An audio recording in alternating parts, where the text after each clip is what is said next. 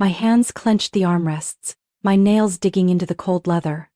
I took a deep breath, trying to stay calm as I looked across the courtroom. There, Derek, the man who once vowed to protect me forever, stood before the judge. He wore a perfectly fitted gray suit, his hair slicked back neatly, his expression calm, as if this were just another ordinary presentation. "Your Honor, I am genuinely concerned for my daughter's safety while she is with Naomi," his voice echoed, each word enunciated as if rehearsed 100 times. "She is unstable. She frequently loses control and causes distress to my daughter. I only want to ensure that Alice lives in a safe and stable environment."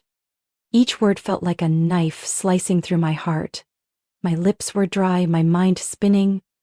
Alice, my 7-year-old daughter, sat behind me, her tiny hand tightly clutching her grandmother's. Her clear brown eyes met mine, filled with worry. I wanted to scream. I wanted to stand up and refute every one of Derek's lies, but my throat closed up, trapping my words inside. Judge Simmons, a stern-faced woman with sharp, piercing eyes, turned to me. "Ms. Naomi, do you have anything to say?" I tried to speak, but only a weak, shaky breath escaped. No words could convey the pain I was feeling. Beside me, Michael, my attorney, glanced at me, his eyes full of concern. "Derek," Judge Simmons turned to him, her gaze stern. "Do you have any evidence to support these claims?" Derek smirked slightly. "Yes, Your Honor, I do. I have text messages and emails from Naomi where she admits she is struggling mentally. She sent multiple messages in the middle of the night, crying and saying she couldn't control her emotions." I bit down on my lip so hard I tasted blood. "Those messages?" Yes, I had sent them. But that was when I had just lost my job, the rent was overdue and Alice was sick. I was in a state of crisis. But that didn't make me an unfit mother. Judge Simmons looked at me, her eyes assessing. "Miss Naomi, do you have anything to say about these messages?" I swallowed hard, forcing myself to speak. "Your Honor," my voice trembled, "those messages were sent during a difficult period. I don't deny that I was struggling, but I sought help. I am in therapy and have been recovering. I love my daughter and I always prioritize Alice's safety." Derek suddenly let out a cold, condescending laugh. "Oh yes, she loves her daughter so much that she sends countless messages at midnight, crying and threatening to hurt herself. Is that the stability she's referring to?" All eyes turned to me. I felt like everyone was staring at me as if I were a madwoman. The air in the room grew stifling, as if it had been sucked dry. "That's not true," I whispered, but my voice was weak and ineffective. Judge Simmons sighed and leaned back in her chair. "I need to review more evidence before making a final decision." I lowered my head, my eyes tightly shut. Derek smiled, a smug, victorious grin as if he had already won. Alice still sat behind me, her wide eyes staring at me.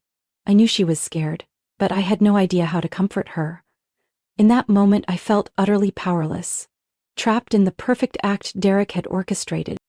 The fluorescent lights overhead cast a cold, unforgiving glow. I sat there, dazed, my hands still clutching the armrests, as if letting go would send me plunging into the abyss. Derek stood just a few feet away, but he felt like he was in another world, a world of liars and manipulators. Judge Simmons scribbled something in the thick file in front of her. The air in the courtroom was heavy, the silence deafening. Every eye in the room was fixed on her. "Naomi?" Judge Simmons finally spoke, her voice calm yet commanding. "In this case, I must carefully consider the best interests of the child. I will—" "Your Honor." A small voice rang out from behind me. I froze. "Alice?" I turned sharply, eyes wide with shock. Alice had risen to her feet, her tiny hands still clutching her grandmother's. Step by step she walked forward, her gaze unwavering yet slightly trembling.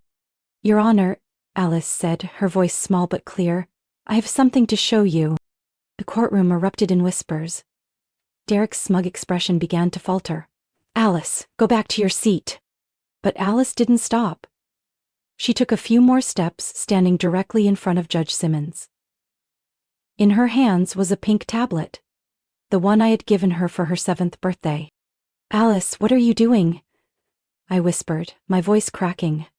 Judge Simmons leaned forward, her stern expression softening. What do you want to show me, sweetie? Alice took a deep breath, then held up the tablet. I have a video. A video from Dad's phone. My heart seized. Everyone in the courtroom turned to look at Derek. He stood frozen, his face draining of color, eyes widening with rage. No, Alice, you can't. Derek's voice rose, but Judge Simmons raised a hand, silencing him. Alice, the judge said gently but firmly. Can you tell me what this video is about? Alice swallowed, her small voice trembling but resolute. Last weekend, Dad thought I was asleep, but I wasn't. I heard him talking on the phone and I got scared. I saw him leave his phone on the table and I recorded what he said. The room fell dead silent. Judge Simmons nodded, signaling for a court officer to step forward. May I see the video, Alice? Alice handed over the tablet. The officer quickly passed it to Judge Simmons. She held it up, her eyes fixed on the screen. The entire courtroom seemed to hold its breath. I swallowed hard, fighting back tears. Derek stood there, his fists clenched, his eyes glaring at me like a trapped animal. Seconds ticked by, and then the audio played. She thinks she's the mother? She's not the mother. I'm the one who decides everything. I will do whatever it takes to get her out of my daughter's life. Derek's voice echoed, filled with venom. A soft sob escaped me. My whole body trembled. Derek's voice continued to boom through the speakers, each word cutting through me like a blade. She thinks she can win. She's nothing. If that little brat opens her mouth, I'll make sure Naomi regrets it for the rest of her life. Judge Simmons stopped the video, her face a mask of stone-cold fury. She turned to Derek, her eyes like ice. Mr. Derek, do you have any explanation for this? Derek's mouth opened and closed, but no words came out. He glanced at me, his eyes burning with rage. Alice stood there, her small body shaking, but her eyes never wavered. She didn't cry. She just looked at me, her gaze filled with a strength I had never seen before. Judge Simmons took a deep breath, then turned to Alice. Thank you for being so brave and telling the truth. You may return to your seat now. Alice nodded and turned away. As she walked past me, I couldn't hold back any longer. I bent down and wrapped her in a tight hug, feeling her heart pounding against my chest. You did so well, I whispered into Alice's ear. I just wanted you to know that I believe you, Alice said softly, her brown eyes shining under the fluorescent lights. In that moment, I knew that my daughter had bravely stood up for the truth. The courtroom fell into a deafening silence. All eyes were on Judge Simmons, who sat upright in her chair, eyes fixed on the tablet screen. Her expression remained stern, but her hands gripped the armrests as though she, too, was struggling to keep her composure. Derek stood next to his lawyer, his face tense, eyes blazing with fury but unable to mask the underlying panic. He swallowed hard, his hands trembling slightly. Judge Simmons paused the video. She closed her eyes, took a deep breath, and then slowly turned to Derek. Mr. Derek, do you have anything to say about this video? Derek forced a strained smile. Your Honor, that video was completely edited. I was only trying to discipline my daughter. Alice misunderstood and... Misunderstood? Judge Simmons cut him off, her voice as cold as ice. Are you suggesting that Alice misunderstood you, threatening that she would end up in a foster home if she dared to tell the truth about you? Derek opened his mouth to speak, but couldn't find the words. His lawyer leaned in, whispering something in his ear. Derek closed his eyes, took a deep breath, and continued. Your Honor, I was just trying to correct my daughter. She wasn't listening, and I had to teach her so she wouldn't be negatively influenced by her mother. Her mother. The word pierced through me like a knife. Derek had always blamed me for everything wrong in his life. Judge Simmons didn't respond immediately. She turned to the court officer. Please play the video again. Tension in the room was palpable, as though everyone had stopped breathing. The video played again. Derek's angry voice echoed through the room, each word sharp and cutting. She thinks she's the mother? She's not the mother. I'm the one who decides everything. I will do whatever it takes to get her out of my daughter's life. I clenched my fists, my nails digging into my palms. Beside me, Alice curled up, her brown eyes filled with tears. The video ended. Judge Simmons closed her eyes for a moment, then opened them, her gaze steely and resolute. "Mr. Derek," she said, each word as firm as a hammer striking a nail. "This video is undeniable evidence of your psychological abuse toward Alice. This is not how a responsible father treats his child." Derek's mouth fell open. "Your Honor, I was just trying to teach her. I didn't—" "That's enough," Judge Simmons's voice boomed like thunder. "You've had ample opportunity to explain yourself, and this video says it all." Derek held his breath. His lawyer stared down at the floor, unable to meet anyone's eyes. "I am temporarily granting custody of Alice to Miss Naomi, Judge Simmons declared. Mr. Derek will only be permitted supervised visitation at the Child Protective Center. The schedule and frequency of visits will be determined after Mr. Derek completes a psychological treatment program and a child welfare evaluation. Do you understand this ruling?" Derek's face turned from red to ashen. He opened his mouth, but no words came out. "I am ordering you to leave the courtroom immediately," Judge Simmons said, her voice sharp as a blade.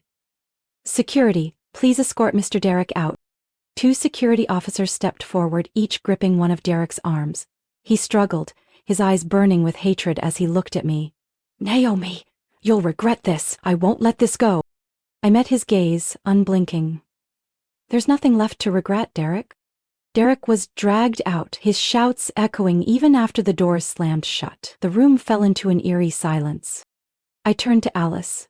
She still sat there, her small hands clutching her grandmother's, her pale face tense, but her eyes unwavering.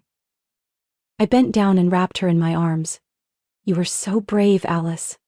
I'm so proud of you." Alice buried her face in my shoulder, her small voice trembling. "I just didn't want you to get hurt anymore. I was scared." I stroked her soft hair, my eyes drifting to the door where Derek had just been pulled through. "You don't have to be scared anymore, Alice. I will always be here to protect you. Everything will change from now on." But even as I said it, I knew that while Derek had been temporarily removed from our lives, the storm was far from over. And I couldn't predict what he would do next. But this time, I wouldn't let him win.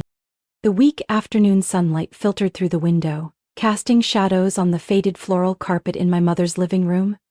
I sat on the couch, eyes staring blankly into space. Alice sat on the floor, legs crossed, a red crayon in her hand as she drew on a blank sheet of paper. Alice's grandmother, my mother, was in the kitchen, the rhythmic chopping of vegetables the only sound keeping me grounded. She hadn't said much since we got back from the courthouse. I knew she was trying to keep everything normal so Alice wouldn't feel unsettled. But nothing felt normal anymore. Alice hadn't spoken much since we left the courtroom. She just kept her head down, her eyes focused on the drawings she was making. Each time I tried to get closer, she would quickly hide the paper and look at me with worried eyes, as though afraid I might ask her about the video. "Alice, what are you drawing?" I asked gently, trying not to startle her. Alice looked up, her brown eyes blinking a few times before looking down at her drawing. "I'm just drawing what I remember." I bent down and looked at the paper. The drawing was of a man standing in front of a closed door.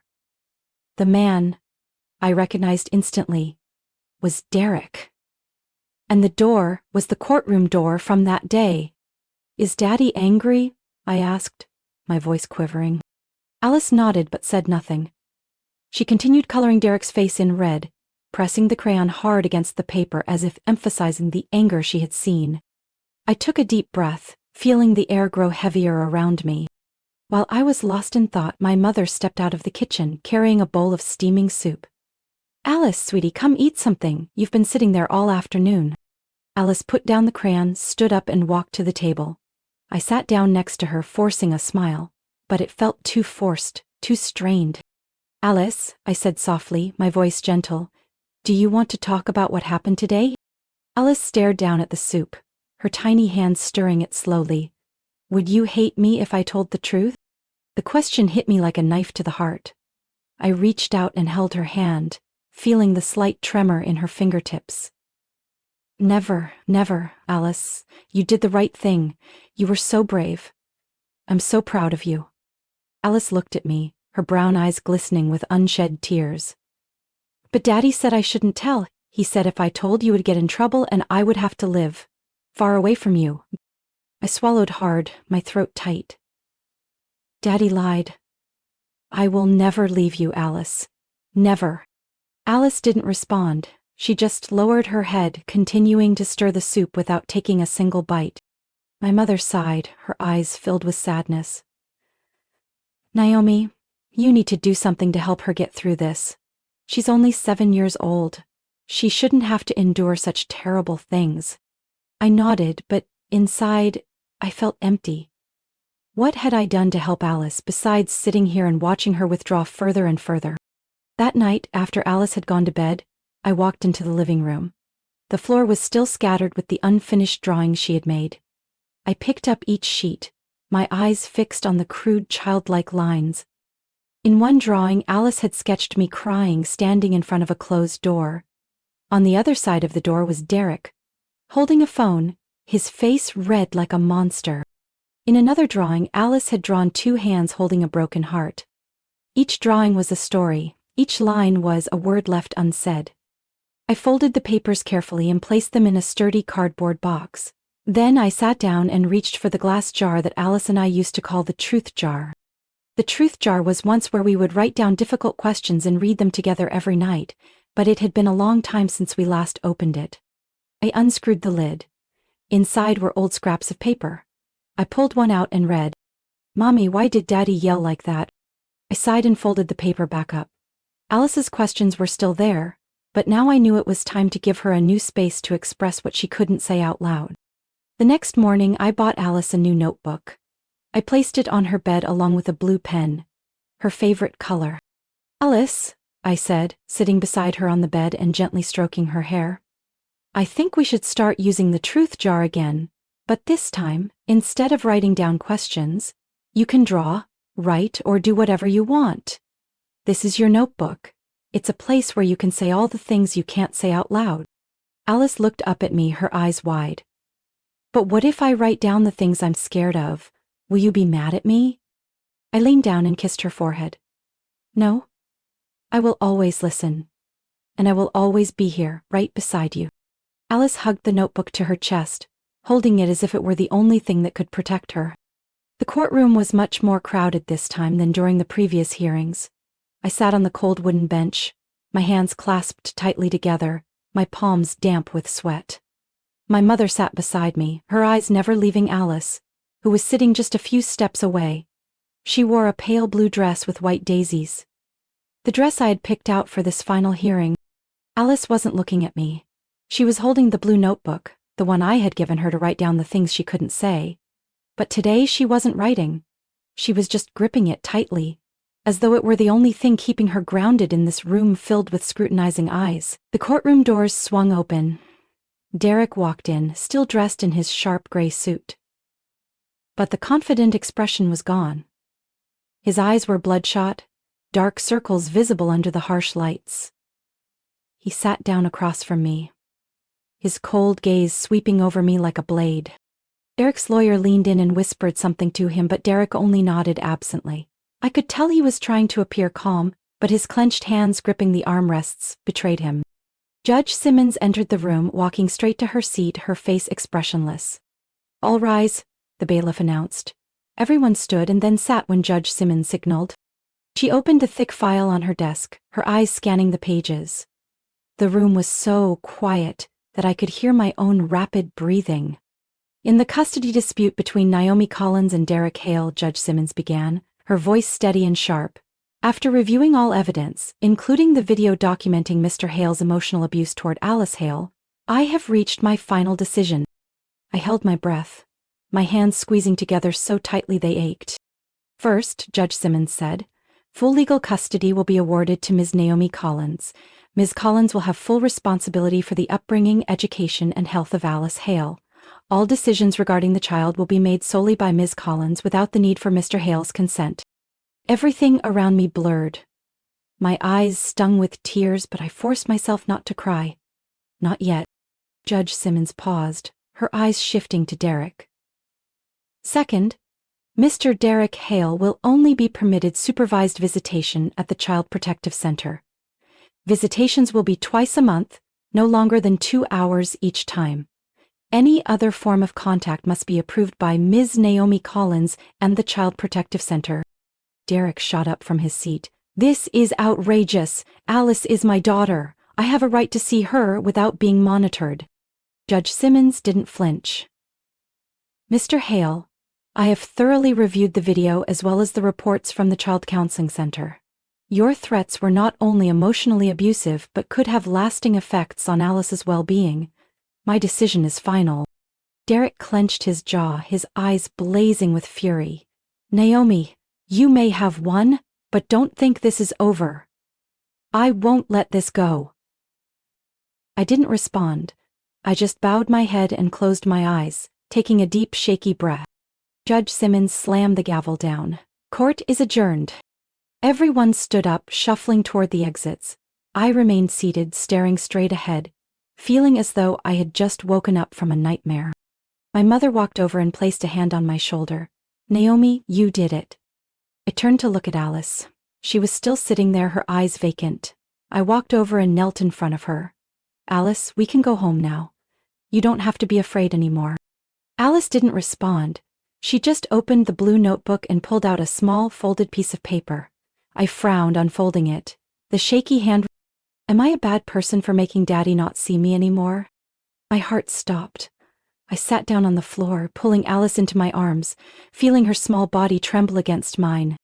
No, Alice, you are not a bad person. You told the truth, and the truth is never wrong. Alice wrapped her arms around me, pressing her face into my chest. But I don't want Daddy to hate me. I closed my eyes, tears streaming down my face. Daddy doesn't hate you. He just doesn't know how to love you the right way. But you are not responsible for his mistakes. Outside, Derek was still there, glaring at us with eyes full of hatred. I had no idea what he was thinking, but I knew one thing: this battle wasn't over. The days after the final hearing, my small apartment became eerily quiet. There were no more harassing calls from Derek, no more threats echoing through the night. But this silence was not peace. It felt more like the calm before a storm. Alice hardly spoke. She spent most of her time in her room, sitting by the window and staring outside. I could see her holding the blue notebook I had given her. Her tiny fingers traced the pages as though she was searching for something I couldn't reach. That evening, while I was washing dishes in the kitchen, my mother came in. Naomi, is she still not talking? I shook my head, eyes fixed on the stream of water running down the drain. No. She just sits there, staring out the window. I've tried asking her, but she just shakes her head. My mother sighed, placing a gentle hand on my shoulder. Naomi, you have to help her. She's been through too much for someone her age. I nodded, but inside my heart felt heavy. How could I help Alice when I was drowning in guilt myself? Late that night, I walked into Alice's room. She was already asleep. The soft glow of her bedside lamp cast gentle shadows across her small face, making her look even more fragile. I glanced around the room. The walls were plastered with her drawings, images of the courtroom. Derek's angry face, Alice sitting alone in the corner. I took a deep breath, then gently sat down beside the bed. Alice lay on her side, clutching the blue notebook to her chest like a protective shield. I reached out, softly brushing her soft hair. Alice, I whispered. I'm here. I won't let anyone hurt you again. The next morning, I decided to take Alice to the park nearby. She remained silent, her eyes distant. I tried to keep the mood light. Do you want to go on the swings? Alice shook her head. How about the slide, or maybe some ice cream? Alice kept shaking her head. I sat down on a wooden bench, watching the other children playing. Laughter echoed through the park. But Alice just sat there, staring straight ahead. After a while, I took the blue notebook out of my bag and handed it to Alice. Alice, if you don't feel like talking, you can write it down. Or draw. I won't look if you don't want me to. But I want you to know that I will always listen in whatever way you feel comfortable. Alice didn't respond. She took the notebook, opened to a blank page, and started writing. I sat there, watching each slow, hesitant stroke of her pen. When Alice finished, she closed the notebook and handed it back to me. "Can I read it?" I asked softly. Alice nodded. I opened the notebook. On the page there was only one sentence, written in shaky but clear handwriting. "Am I a bad person for making Daddy not see me anymore?" My heart clenched painfully. I swallowed back tears, took a deep breath, and sat down next to Alice. "Alice, you are not a bad person. You told the truth, and the truth is never wrong." Alice bit her lip, her brown eyes glistening. "But Daddy hates me. He said I was a traitor. He said I ruined the family." I pulled her into my arms, holding her close. "Daddy is saying things that aren't true. You didn't ruin the family. You just protected yourself. And I am so proud of you. So proud." Alice buried her face in my chest, her hot tears soaking through my shirt. I gently rubbed her back, feeling each shaky breath she took. "You can write anything you want in this notebook," I said, my voice trembling. "And I will always be here to read it. I will never leave you alone." Alice looked up at me, her eyes red and swollen. "Mommy, if I don't write it down, will I forget what happened?" I nodded, closing my eyes to keep the tears from falling. "Yes. But you can also write down the good things. The things you want to remember forever. We can write about happy days together, okay?" Alice didn't respond. She just rested her head against my shoulder, her eyes fixed on the children playing on the green grass. I knew the journey ahead would be long and difficult, but at least I had Alice here, in my arms, and I would never let her feel alone again. Outside, the sun was setting behind the tall trees, casting a warm orange glow across the ground. I held Alice tighter, as if letting go would make everything disappear. But I had made up my mind. I wouldn't let Derek's shadow darken her life anymore. Days and weeks passed after the final hearing, and life for Alice and me slowly settled into a new normal, or at least what I tried to create to make her feel that way.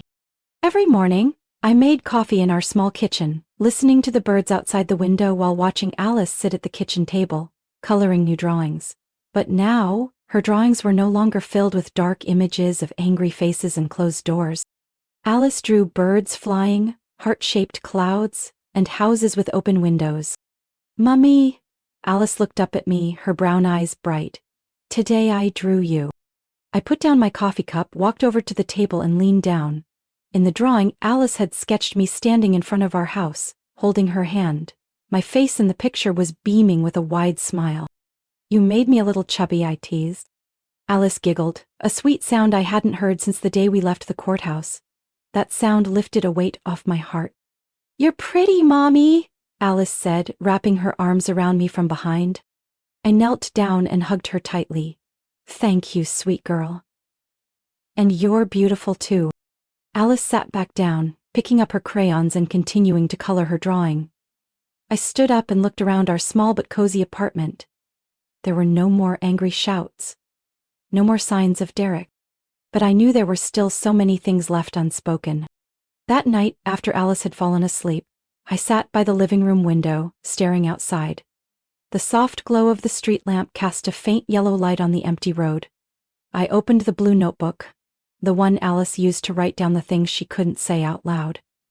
Flipping through the pages, I saw the shaky, childlike handwriting. "Why does Daddy hate Mommy? Am I a bad person for telling the truth? If Mommy cries, can I cry too?" I took a deep breath, feeling my chest tighten. At that moment, my mother walked out of the bedroom, holding a mug of hot tea. "Naomi, you're still up?" I shook my head. "I was just reading what Alice wrote." She sat down beside me, handing me the mug. "She was so brave. And so were you." I looked down, my eyes fixed on the floor. I just don't know if I did the right thing. If I hadn't encouraged Alice to speak the truth, would she have been spared all this pain? My mother placed her hand over mine, her gaze soft but firm. "Naomi, you taught Alice something more valuable than anything else. To always speak the truth, no matter how painful it is. Don't doubt yourself. You did the right thing." I nodded, tears quietly streaming down my cheeks. I just worry that she'll grow up thinking she destroyed her family. My mother squeezed my hand. Alice didn't destroy anything. Derek's lies and control did. And now you're rebuilding your family with truth. That's what matters.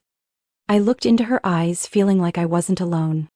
The next morning, I decided to take Alice to an art class at the community center nearby. When we walked in, the room was filled with light and the cheerful sounds of children laughing and talking. Alice looked around, her eyes both curious and anxious. "Mommy, I don't know anyone here," Alice whispered, clinging tightly to my hand. I bent down, gently stroking her hair. "It's okay, I'll sit here with you. If you don't want to join, we can go home. But if you want to try, I'll be right here, right beside you." Alice bit her lip, then nodded. "I'll try." I smiled, sitting down on the chair next to Alice. She began selecting colors and started drawing. A while later, the instructor walked by, smiling at Alice. "What are you drawing?" Alice looked down at her drawing. "I am drawing the truth." The instructor raised an eyebrow but kept smiling. "The truth? That's interesting. And what is your truth?" Alice paused, staring at her drawing. "The truth is, sometimes grown-ups lie, and sometimes the truth is hard to say. But I think that saying the truth makes you feel lighter." The instructor nodded, her expression warm and encouraging. "You're absolutely right. The truth can be difficult to say, but it's what makes us stronger." Alice smiled and continued coloring. I sat there, watching her, feeling a small but significant change in her. When the art class ended, Alice held my hand as we walked out of the center. "Mommy," she said softly, "I said the truth. And I feel lighter, but I'm still scared." I bent down, looking into Alice's eyes. "It's okay to be scared. There's nothing wrong with feeling afraid. But every time you speak the truth, you get a little bit stronger. And I will always be here right beside you to help you through it." Alice squeezed my hand, her eyes shining under the afternoon sun. "Mommy, I want to go home and draw another picture, about a place where I feel safe." I smiled, leaning down to kiss Alice's forehead. "Then let's go home. And this time, you won't have to draw alone." That night, after Alice fell asleep, I sat alone in the living room, the lamp casting a soft glow over the blank pages in front of me. The notebook lay open, but I didn't know where to start. Memories flooded over me like a raging storm. The image of Derek standing in front of me, his voice low and threatening. "If you dare speak the truth, I will take everything from you." I closed my eyes and took a deep breath. He tried to take Alice. He tried to make me look unstable, but he didn't succeed. I was still here, and so was Alice. I picked up the pen and started writing. "To all the women who have ever felt trapped in days and nights like mine." I paused, staring at the words under the lamplight. Each word felt like a needle piercing through me. But I kept going. I used to believe that staying silent would protect myself and my child. I used to believe that if I didn't fight back, if I just kept my head down and endured it, everything would eventually blow over. But the truth is, silence is not a solution. Silence only gives more power to the abuser. And that silence in the end will consume you and your children. Derek once made me believe that I was the unstable one. He told me I wasn't fit to be a mother, that everything wrong with our marriage was my fault. And I believed him. I let him control my mind every hour, every day. I stayed silent because I was afraid. But Alice, my daughter, reminded me that the truth is never wrong. No matter how painful it is, the truth must be spoken. Alice is only 7 years old, but she was brave enough to stand up in court, to face the person she feared the most. And she spoke the truth. I did what I was once too afraid to do. And I realized that if a 7-year-old child can stand up for the truth, then we, as mothers, must do the same. Not just for ourselves, but for the children who have no voice. I know there are women out there sitting in dark rooms, feeling alone and powerless, thinking there's no way out. I've been there. I know what it's like to be isolated, to be threatened, to be manipulated to the point where you don't even recognize yourself anymore. But remember this: the truth is power. The abuser wants us to stay silent. They want us to believe that our voices don't matter, that no one will believe us. But that's just another lie. Our truth matters. Our voices matter. Alice reminded me of that. And today I write these words not just to remind myself, but to reach out to every mother who is suffering from threats, lies, and fears, like I once did. Remember, our children are watching us. They are learning how to face the world by watching how we face our challenges. If we stay silent, they will think silence is the only way to survive. But if we dare to speak the truth, they will learn to stand up for themselves. And sometimes, all it takes is one child speaking the truth to change the world. Alice changed my world. She helped me see that I am not a victim. I am a mother, and I will not let anyone, not even Derek Churvang, take away my right to live a peaceful life with my daughter. Stand up, speak the truth, because the truth will always win. And you will never have to fight alone. I put the pen down and took a deep breath. The words on the page seemed to glow under the lamplight. Outside the window, a gentle breeze drifted by, carrying the faint scent of jasmine. Behind me, I heard soft footsteps. I turned around and saw Alice standing there, clutching her blue notebook tightly. "Mommy," she whispered. "What are you writing?" I smiled and motioned for her to come closer. "I'm writing about the truth, and about a little girl who taught me what courage really means." Alice blinked, her eyes fixed on the page. "That little girl is me, right?" I nodded, pulling her into my arms. "Yes. And that little girl made me stronger than I ever thought I could be." Alice closed her eyes and rested her head on my shoulder. "Mommy, I'm not afraid anymore." I kissed the top of her soft hair, feeling the steady rhythm of her heartbeat next to my ear. "Me neither, Alice. Me neither." Outside, the street lamp continued to cast its warm glow across the empty road. Life went on, but this time, Alice and I would no longer live in the shadows. We would live in the light of the truth. The light that Alice so bravely brought into our lives. Naomi's story is a powerful reminder that the truth has the power to break through manipulation and lies. When Naomi decided to speak up and teach her daughter Alice to courageously tell the truth, she regained control over her life and protected her daughter from Derek's emotional abuse. In real life, many women and children are still trapped under the control of manipulators. But like Naomi and Alice, they too can find their voices and rebuild their lives. Lives without fear, filled with truth and peace. What do you think about Naomi and Alice's courageous journey? Does the truth always lead to freedom? Share your thoughts and don't forget to follow the channel for more powerful stories and valuable life lessons about family.